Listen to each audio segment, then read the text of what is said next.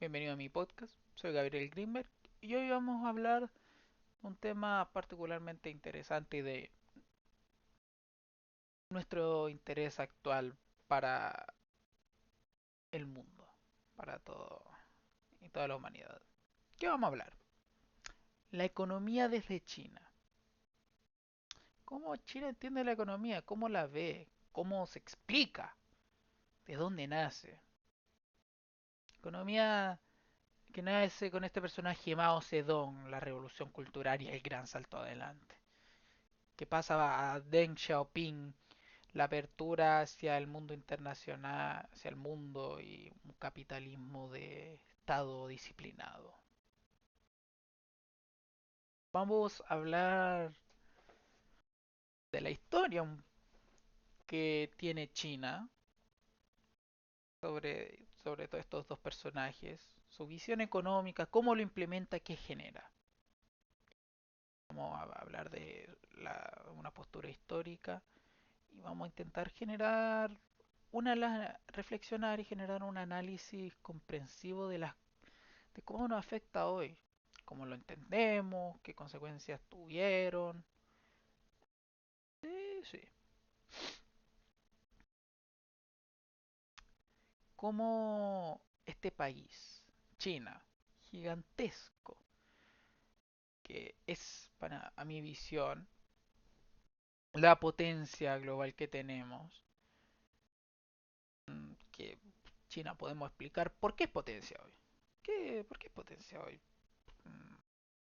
Y hablamos de las teorías del poder, pero hoy vamos a enfocarnos de lo que habla Premiate, la economía. Para mí, China es potencia gracias a su economía. Entonces vamos a hablar de eso.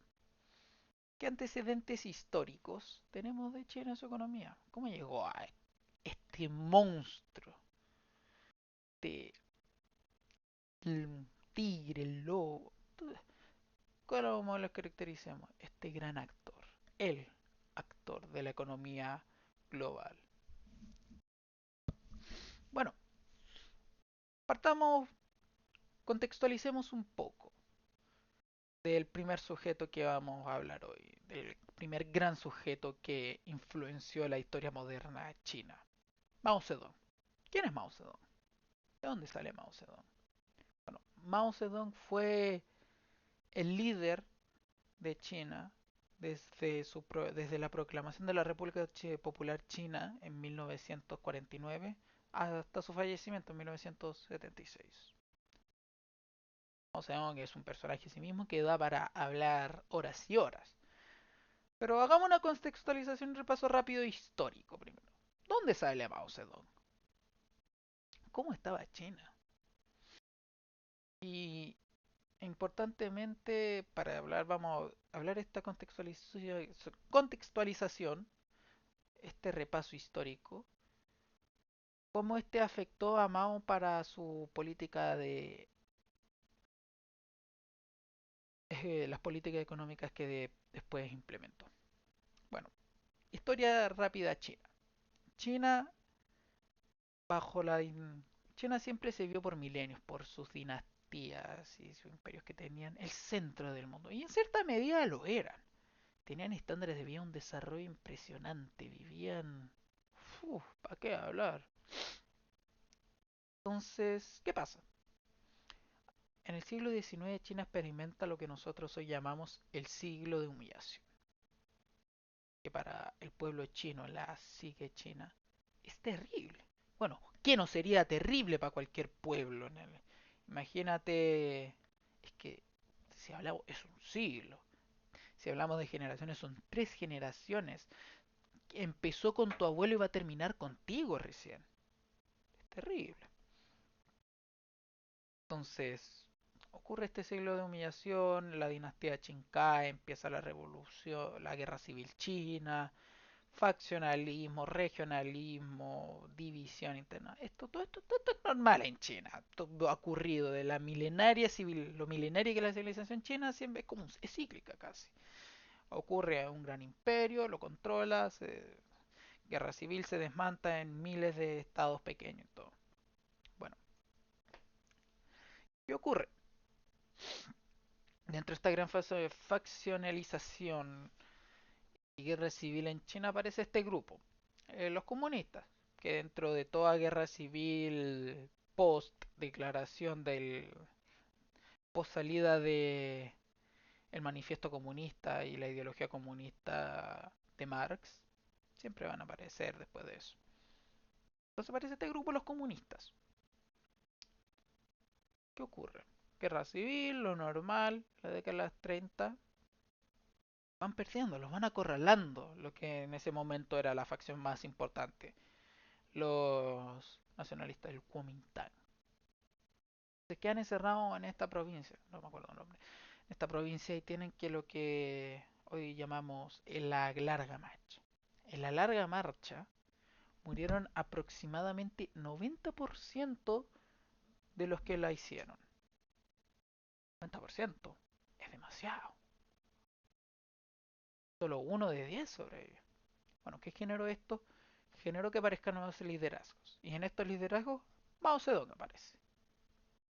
Bueno, guerra civil continúa, se pausa por la Segunda Guerra Mundial, termina la Segunda Guerra Mundial, y los comunistas, como Japón, controlaba esta provincia importante, para mi parecer, Manchuria. Una especie de Rimland, si se quiere. Japón tenía esto. Después terminó la guerra civil. Japón, en su derrota incondicional, le cede esta provincia, la de Manchuria, Riga, que es importante, yo enfatizo por su gran abundancia de recursos. Se la da a la Unión Soviética porque no se le da a Estados Unidos no tiene interés en eso. Estados Unidos y la Unión Soviética se la da a la República de China, a la República, al Partido Comunista Chino, a los comunistas. Se la da por su interés de que los chinos sobrevivan y ganen la guerra. Bueno, guerra civil continúa, hay un gran apoyo de la Unión Soviética. Kuomintang no recibe tanto apoyo de Estados Unidos, pero sí lo recibe. De todas formas, sigue siendo una batalla cuesta arriba para los comunistas, porque todavía, cuando se reanuda la guerra civil, el Kuomintang todavía tenía el gran porcentaje de China, en los valles del río Amarillo y río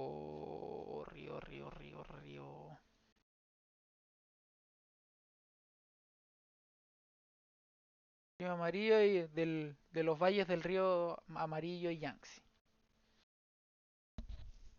El Harlan chino.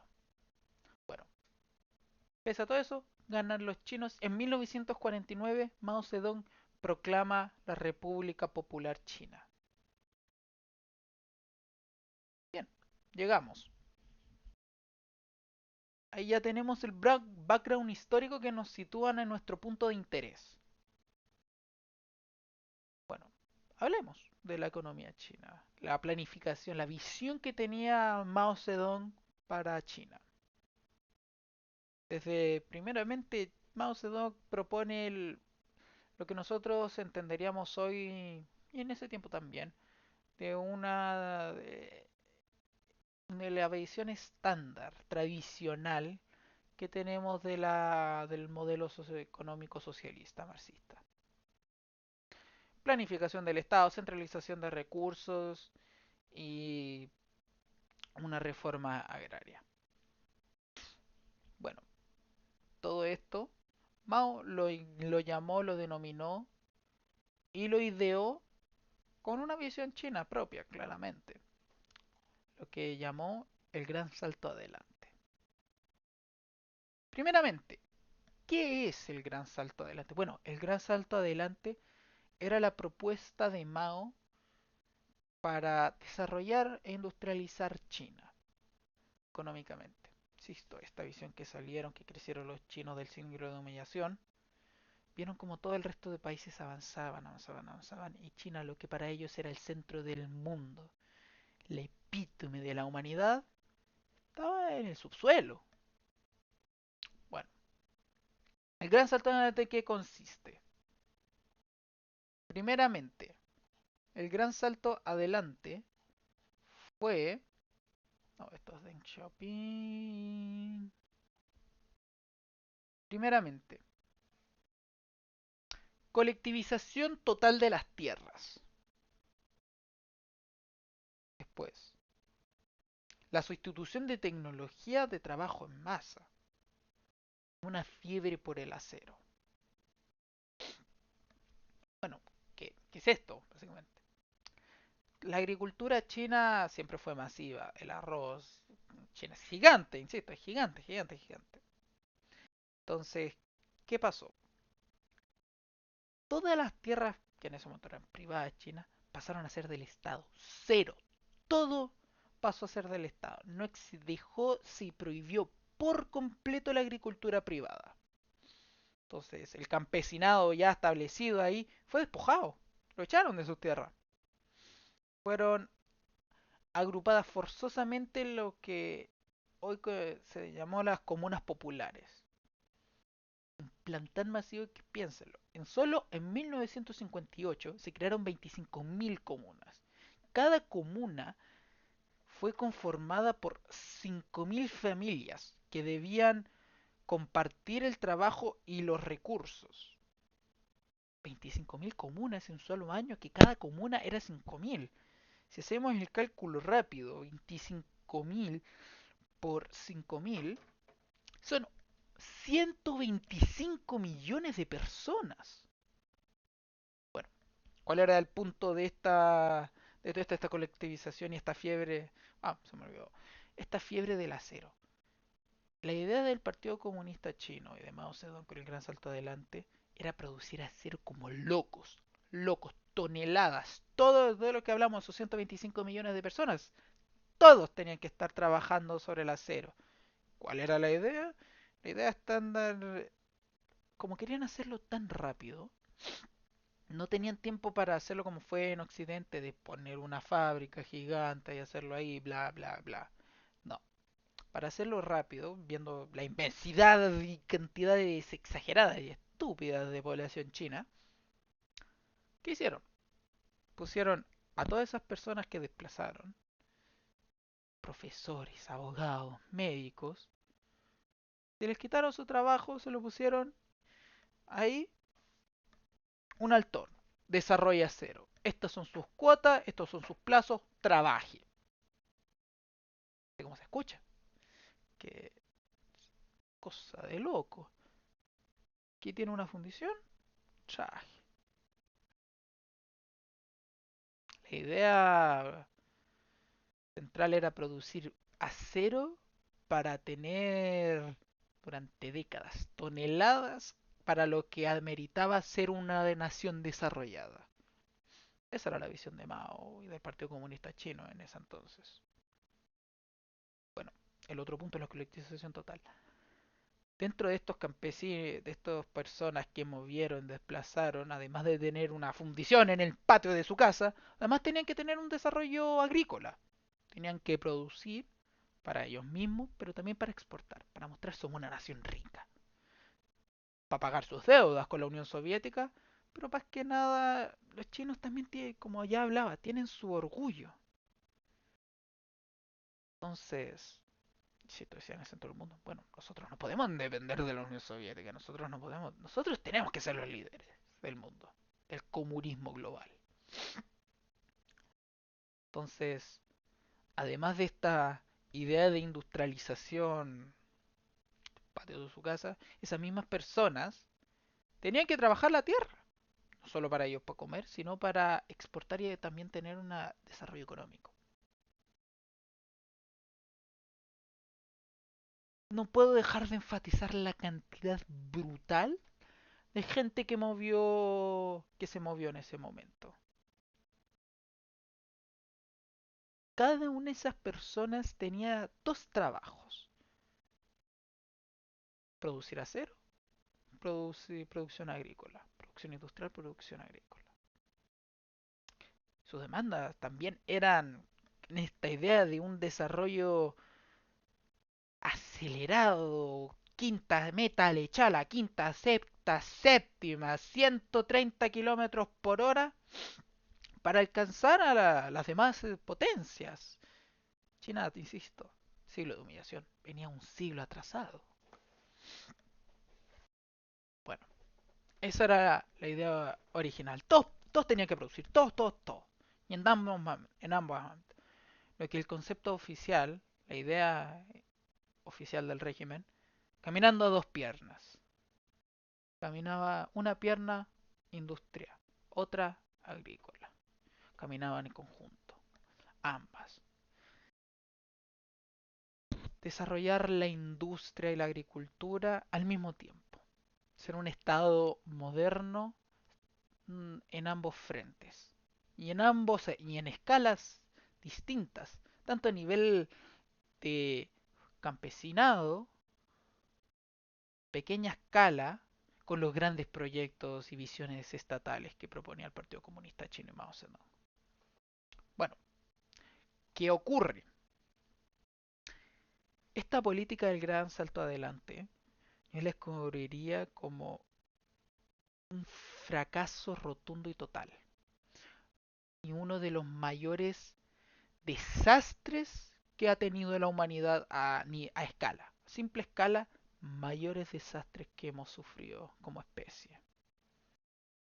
Tanto vista humano, que para mí es el más importante, pero también de un punto de vista económico también. Económicamente también fue un desastre, fracasó rotundamente. Primeramente, ¿por qué? Los números que demandaban eran irreales y la producción era inservible. Primeramente, esta idea que ahora uno lo piensa, es estúpida, es ridícula. Vas a poner a gente que en su vida ha tocado el acero, ha sabido producir, que no tiene concepción de eso y lo vaya. Imagínate, eres un tipo de una ciudad más o menos grande ahí en China, tenías ambición, yo quiero ser profesor, quiero educar, es mi vocación, bla, bla, bla. Ya para otro, te toma el gobierno central, vais para allá, te da dos tareas. Primeramente, produce acero. Tienes que producir esta cantidad de acero ridícula. Irreal la cantidad de acero que tiene que producir. Tienes que producir. Pero enfoquémonos en el acero. Ya, te ponen en el alto horno, es tu tarea producir. Estas personas no sabían cómo hacerlo. No tenían conocimientos técnicos del acero. Entonces, ¿qué? Derretían ollas, derretían herramientas, artículos personales solo para cumplir con las demandas del gobierno central. ¿Qué generó esto? El acero era inservible, era inútil, el material era de tan mala calidad que no se podía hacer nada con eso. Entonces ya, uno de los dos frentes importantísimos centrales del gran salto adelante, inservible, no sirvió de nada. Nada, cero, absoluto. En producción agrícola, como tenías que estar dividido entre estas producciones irreales de acero, tenías que dedicarle tanto tiempo, también no podías producir la, las plantaciones como se debían. Porque tu foco tenía que estar dividido. Estaba dividido. Entonces, ¿qué pasó? La producción se mantuvo, bajó un poco incluso, pero las autoridades locales, que eran quienes manejaban los datos al final, para pasárselo al gobierno chino, que eran al finalmente ellos, insisto, todavía tenemos una idea de economía marxista tradicional. Ellos tenían planificaciones. Ellos todavía planificaban la economía, cuánto se iba a producir, para quién, bla, bla, bla. Bueno, las autoridades locales tenían un pánico, le tenían terror a las consecuencias que podían ocurrir si no lograban las cuotas que demandaba el gobierno central. Entonces, ¿qué hicieron? ¿No encontraron nada más mejor? Eh, Manipulemos los datos y ¿qué van a saber esto? Somos tantos, ¿qué van a verificar? Al final, el incendio lo tenía, estaban atrás y no quería que le llegaran a ellos. Querían salvar su vida, estaban con toda la pera. Entonces, le mandaban estos datos erróneos al gobierno central. Entonces, estás en el comité del Partido Comunista Chino, te llega Mao Zedong, ya bueno. Estos son los microdatos de agricultura. Esto hemos producido, se ve todo bien, ha aumentado la producción, entonces no hemos logrado nuestros objetivos. Bueno, sigamos adelante con nuestra planificación. ¿Qué tenemos que hacer? Tenemos que producir más. Porque si hemos logrado este objetivo, podemos seguir adelante, caminando a dos pasos. Bueno, exigían más cuotas porque decían, bueno, primer objetivo se logró, tenemos que seguir. Sigamos, sigamos, sigamos. ¿Por qué? Primero va a generar riquezas, esta idea del desarrollo acelerado, pagar sus deudas en la Unión Soviética y no depender. Entonces, imagínate, el Partido Comunista Chino, el Comité Central, no tenía idea de esto. Y eso la yo. ¡Ya voy! Ay, vamos nomás. Bueno, volviendo. Esta manipulación de datos y esta exigencia del Partido Comunista Chino solo creó una de las mayores crisis humanitarias que hemos vivido como especie. Porque, insisto, ponte que tú eres un campesino en esa época de China. Estás exhausto por ya trabajar en el acero, pero además con la tierra. Y está llegando apenas a fin de mes. Tenéis cuotas que tenéis que cumplir y las estáis cumpliendo apenas, sino un poco menos.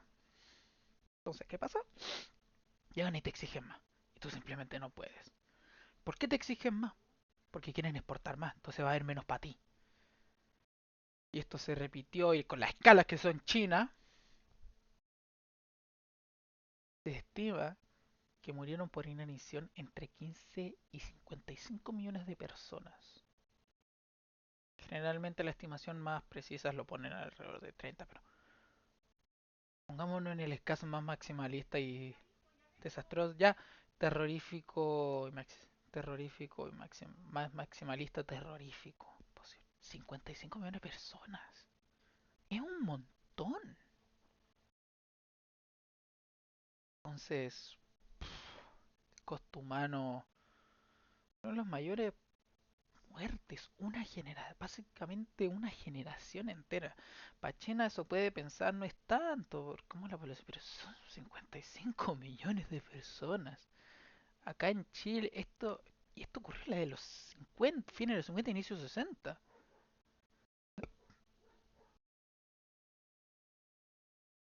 Hace 65 años atrás, más o menos. Y ahora acá recién en Chile somos 20 millones aproximadamente, tal vez un poco menos incluso.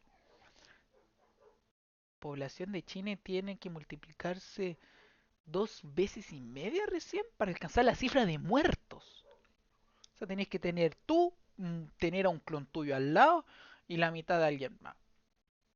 Todos esos, todos muertos. Y recién llegamos a esa cifra. No, es una cosa, un montón, una cosa de loco. Bueno, esta tragedia de la humanidad fue brutal, generó un retroceso brutal en China. Sus cifras de producción agrícola e industrial recién en 1964 se pudieron recuperar antes de la implementación de este gran salto adelante, casi una década. Un poder de Mao que antes tenía que ganó con esta mencionalidad popular, porque todos los chinos odiaban a los terratenientes, toda esta popularidad y control que tenía sobre el Partido Comunista Chino, lo perdió. Entonces, ¿qué generó esto en Mao? Generó la revolución cultural en un aspecto, pero nosotros enfocados acá en la economía, generó que China tuviera que ver tener una mirada económica más pragmática, más realista. Que eso dentro de generalmente la izquierda es algo muy raro. Generalmente se privilegia la ideología sobre el pragmatismo. Es una cosa que a mi juicio, en opinión personal, es lo que ha hecho que la izquierda fracasara a lo largo de la historia. No tener esta visión más real de lo que es de las cosas. Bueno, Mao finalmente fallece en 1974, delega a Hua Guangfeng, no es tan relevante, pero la figura que emerge, que sí es importante en 1978, es Deng Xiaoping. ¿Quién es Deng Xiaoping? Se vuelve el líder de China y con el precedente que venía del gran salto adelante, la catástrofe que fue el gran salto adelante, ¿qué hace? Revierte toda esta idea que nosotros podríamos hablar de una idea más tradicionalmente marxista, pero única en el mundo también. Visión china. ¿Qué hace Deng Xiaoping? Deng Xiaoping hace lo que hoy podríamos solo escribir como un milagro económico. ¿Cómo? Hace reformas que afectaron profundamente la economía de China, el control político y la historia. Podría incluso hablarse de unos eventos que probablemente cambiaron el siglo, el siglo XXI y final del siglo XIX, del siglo XX y XXI. Profundamente, porque hablamos de China. Hoy es el actor. Estados Unidos está viviendo una decadencia brutal. Rusia ya no es lo que era. Europa está estancada. No como se cree actualmente, pero los crecimientos en comparación a China, nadie se compara. Nadie se puede comparar. Entonces, primeramente, ¿qué hace con sus reformas? Lo que hoy conocemos como el proceso que hoy conocemos y denominamos como la reforma y apertura de los años 80. Bueno, establece varias cosas. Primero, una estrategia del desarrollo, con esta idea que también surgió un poco de Mao por todo este trauma del fracaso del gran salto adelante y de intentar modo de modernizar China tras la revolución cultural. ¿Qué consiste en estas estrategias del desarrollo? Primeramente, descolectivización agrícola. Desmantela las comunas rurales. Eliminó las comunas forzadas y esta idea estúpida para mi juicio, idiotesca del acero. Entonces le otorgó lo que los campesinos necesitan en ese momento. Le entregó libertad para administrar las tierras, saber qué tenían que producir, cómo los tenían que producir. Les dio esa libertad para ellos poder hacerlo bien y no tener que estar hasta acá, básicamente. Entonces, además le permitió vender a esos propios campesinos. Toda la ganancia no se quedaba en el comité central, no se quedaba centralizada. Entonces, esto impulsó un desarrollo del campesinado. Bueno, abrió China al mundo. La inversión extranjera y la del desarrollo de industrias privadas generó un desarrollo económico impensado. Creó zonas económicas especiales, Shenzhen es el claro ejemplo a día de hoy. Inversión extranjera bajo reglas capitalistas, la privatización de empresas estatales, pero con control del Estado. Políticamente el Estado todavía dominaba. Y esto también se acercaba un poco a lo que era. Bueno, ¿qué generó Deng Xiaoping? Deng Xiaoping trajo, que decía antes, un milagro económico. Desarrolló a China a niveles impensados. Lo liberó a cierto punto de una liberalización, de una economía capitalista, de una teoría económica capitalista tradicional, si se quiere. Entonces, ¿qué pasó con Deng Xiaoping? Deng Xiaoping eh,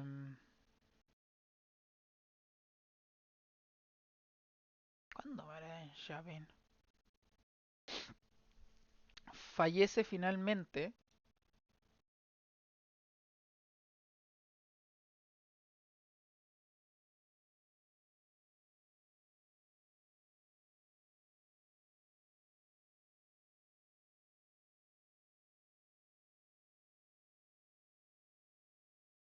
Tenía este control, tenía todo este poder, toda esta popularidad. Pero el pueblo chino, como toda esta prueba de liberalismo, empezó a demandar más libertad de expresión y todo, lo que culminó finalmente en la masacre de Tiananmen Square. Este también no es equiparable en ningún sentido a la escala y masividad de lo que fue el gran fracaso y la tragedia, el gran salto, el tragedia de las consecuencias del gran salto adelante, pero también fue una represión brutal. Mostró quién tenía el control. Vino dijo yo mando acá.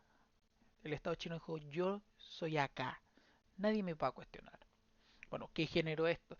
Este milagro económico frenó un poco por... Ahí se quiere que explicarlo, pero se frenó. Sacaron a Deng Xiaoping del poder, pero persistieron sus reformas. Y esto transformó... Deng Xiaoping lo podemos pensar incluso hasta como una mente capitalista. Pero sigamos pensando en China. Mao Zedong sigue siendo el líder. Pero entonces, ¿qué ocurre?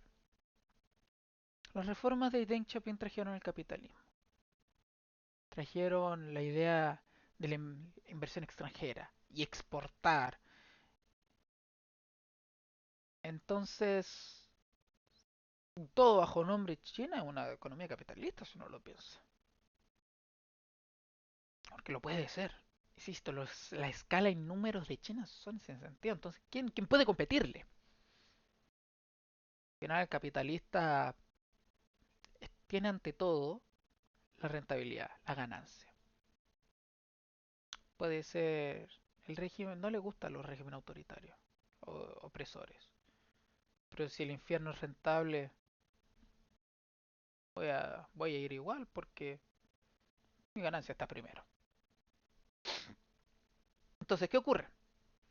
China tiene esta expansión post reformas de Deng Xiaoping en los años 80 que es un desarrollo económico. Pero todavía tienen estos aspectos socialistas. Todavía hay una política de mercado de precios y asignación de recursos de los sectores estatales. Todavía el Estado tiene control sobre la economía, pero es un baile, es una balanza. Lo que solo se pudiera decir en el oxímoron de un capitalismo socialista. ¿Sí?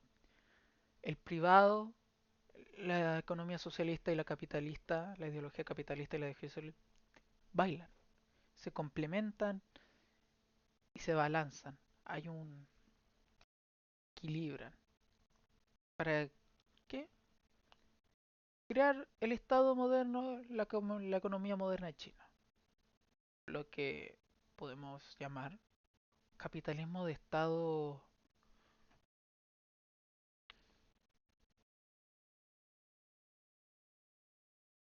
disciplinado. No todo el Estado, no todo es concentrado, no el Estado es el actor, el único actor. No, no hay privados, también aportan y todo, pero el Estado sigue siendo central. Viene teniendo en todo. Le dan poder a los gobiernos locales. Listo, no es centralizado, no es el sistema socialista tradicional, pero tampoco el sistema capitalista tradicional. Es una combinación rara entre ambas, que para nuestra mente occidental le cuesta entender. Entonces, ¿qué nos deja? La China moderna, la economía de China moderna. Entonces, ¿cómo afectó esto a China? ¿Cómo afectó esto al mundo? Vamos a debatir esto millones de veces, pero ¿cómo afectó a la geopolítica? ¿Cómo afectó al mundo? ¿Cómo nos afecta? Bueno, primeramente, sin el trauma que generó Mao Zedong, to- si sin Mao Zedong no existe un Deng Xiaoping. Deng Xiaoping no existe sin Mao Zedong. Mao Zedong, a mi nombre, a mi opinión, es uno de tal nivel de los grandes influyentes de la historia. Está ahí con Stalin, con Hitler, devastadores. Está ahí con Augusto, con uno de los grandes constructores del Imperio Romano. Entonces, pero también está para mí, que se habla poco. No, no se habla poco, pero no al nivel de Mao. Deng Xiaoping.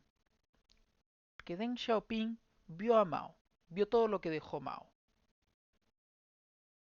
y creó algo nuevo. Creó,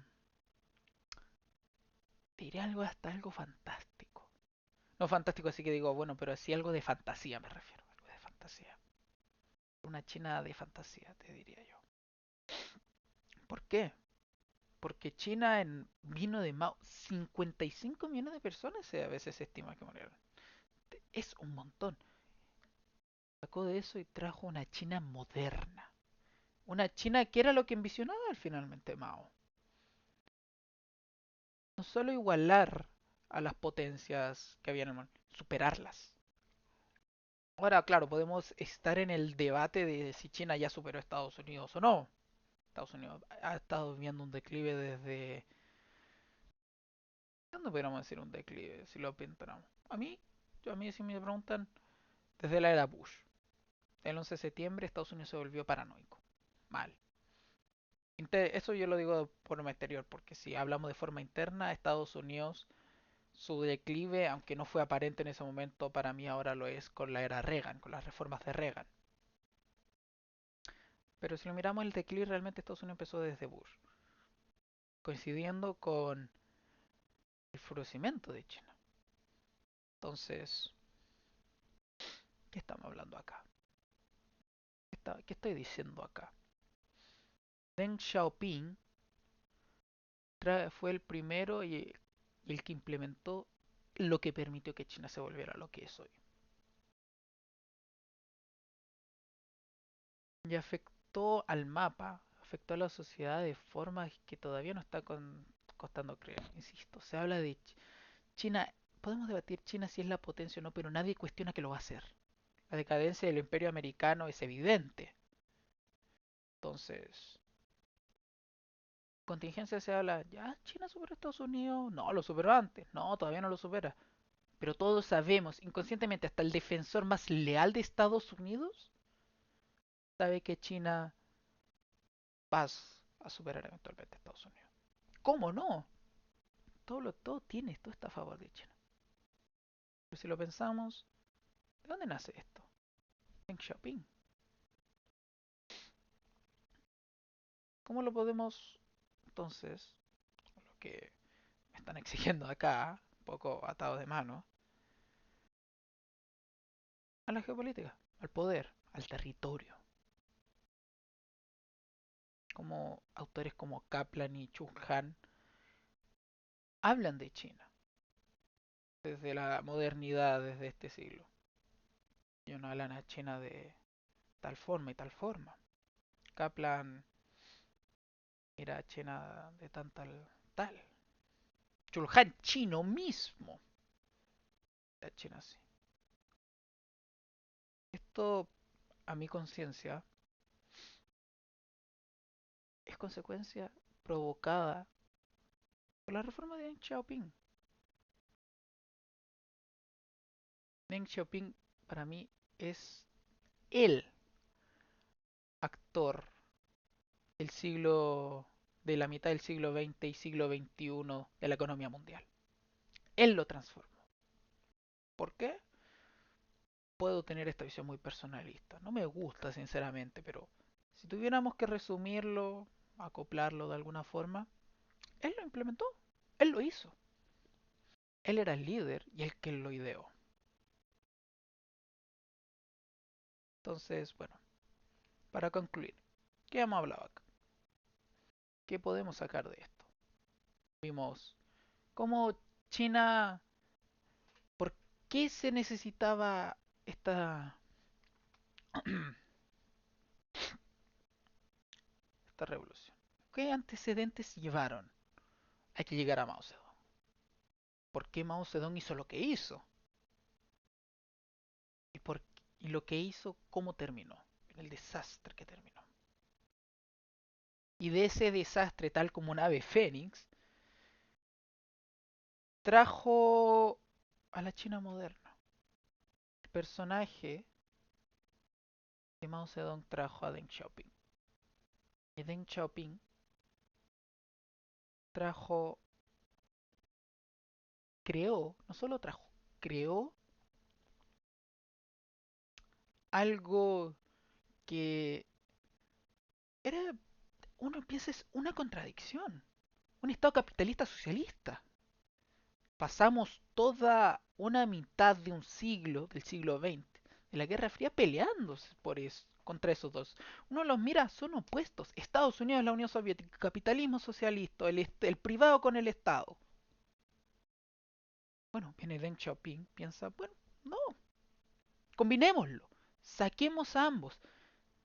Podemos, hay aspectos posibles de combinar, pero que bailen, que hagan una danza, que nos den algo mejor, que nos dé algo que sobrepase todo lo que nos pueden dar uno por separado y combinémoslo. Que se balancen, que se complementen. Entonces, ¿qué nos trae? China. La economía vista desde China para nosotros es una contradicción, pero sin embargo funciona. La economía vista desde China es algo único, imprevisto y mágico. Muchas gracias por escuchar.